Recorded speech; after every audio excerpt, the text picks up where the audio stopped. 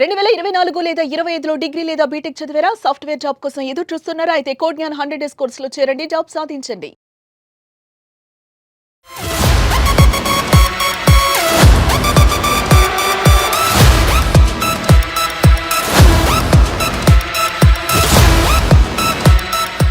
తెలుగు తేజం తిలక్ వర్మ పేరు దేశవ్యాప్తంగా మారుమోగిపోతోంది.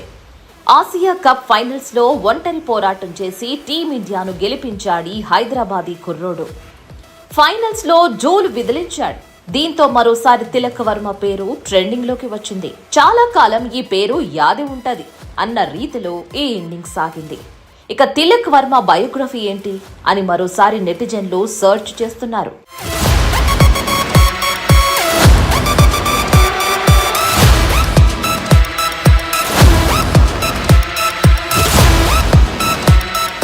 నంబూరి ఠాకూర్ తిలక్ వర్మ 2002 నవంబర్ 8న హైదరాబాద్లో నంబూరి నాగరాజు, గాయత్రీదేవి దంపతులకు జన్మించాడు. ఆసియా కప్లో అద్భుతమైన ఇన్నింగ్స్ ఆడిన తిలక్ వర్మ ఓ ఎలక్ట్రీషియన్ కొడుకు. నిరుపేద కుటుంబం నుంచి ఐపీఎల్లోకి ఎంట్రీ ఇచ్చే వరకు అతని చిన్ననాటి కోచ్ సలాం బయాష్ కృషి ఎంతో ఉంది.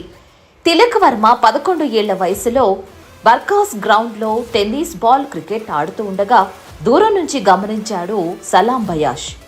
తిలక్ బ్యాటింగ్ స్టైల్ చూసి ఏ అకాడమీలో క్రికెట్ నేర్చుకున్నావంటూ అడిగాడు. అయితే తాను ఎక్కడా నేర్చుకోవట్లేదని, రోజు ఈ గ్రౌండ్లోనే క్రికెట్ ఆడుతానంటూ తిలక్ చెప్పాడు. దీంతో వెంటనే తిలక్ తండ్రికి ఫోన్ చేసిన బయాష్ క్రికెట్ అకాడమీలో చేర్పించాలని కోరాడు. అయితే అకాడమీలో చేర్పించే డబ్బు లేకపోవడంతో నిరాకరించాడు. దీంతో కోచ్ సలాం బయాష్ తిలక్ వర్మ ఖర్చులన్నీ భరించాడు. ఆయనిచ్చిన ఈ ప్రోత్సాహంతోనే ఈ రోజు ఈ స్థాయికి చేరుకున్నాడు. తిలక్ వర్మను తన ఇంటికి తీసుకువెళ్లి ఫుడ్, వసతి కల్పించి ఆ క్రికెట్ నేర్పించి అత్యుత్తమంగా తీర్చిదిద్దాడు. తిలక్ వర్మ శిక్షణ పొందిన క్రికెట్ అకాడమీ హైదరాబాద్లోని లింగంపల్లిలో ఉంది. సలాం బయాష్ తన బైక్పై రోజు తీసుకువెళ్లి మళ్లీ తీసుకుని వచ్చేవాడు. రోజు తెల్లవారుజామున 5 గంటలకు వర్మను బయాష్ ఎక్కించుకుని అకాడమీకి తీసుకువెళ్లేవాడు. నిద్ర సరిపోకపోవడంతో తిలక్ వర్మ ఒక్కోసారి బైక్పై నిద్రపోయేవాడని సలాం బయాష్ ఓ ఇంటర్వ్యూలో చెప్పారు. ఆయన కృషి ఫలించి నేడు స్టార్ బ్యాట్స్మెన్ గా ఎదిగాడు.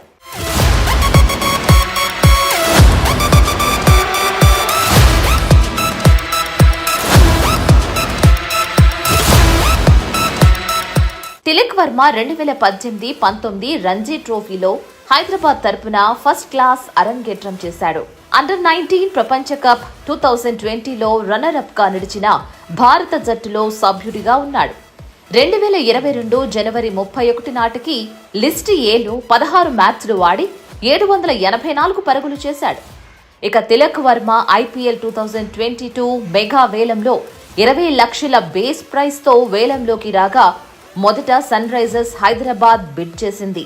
అనంతరం రాజస్థాన్ రాయల్స్ కూడా పోటీ పడడంతో తిలక్ వర్మ ధర 50 లక్షలు దాటింది. ఇక్కడ హైదరాబాద్ తప్పుకోగా రాజస్థాన్ కు పోటీగా చెన్నై సూపర్ కింగ్స్ వేలం రేసులోకి వచ్చింది. కాసేపటికి రాజస్థాన్ తప్పుకోగా ముంబై ఇండియన్స్ రేసులోకి రావడంతో ముంబై, చెన్నై తీవ్రంగా పోటీ పడగా చివరకు 1,70,00,000లకు ముంబై ఇండియన్స్ జట్టు కొనుగోలు చేసింది. ఇక అక్కడి నుంచి వెనుదిరిగి చూసుకోలేదు. టీమిండియాలో చోటు దక్కించుకొని తన సత్తా ఏంటో చూపించాడు.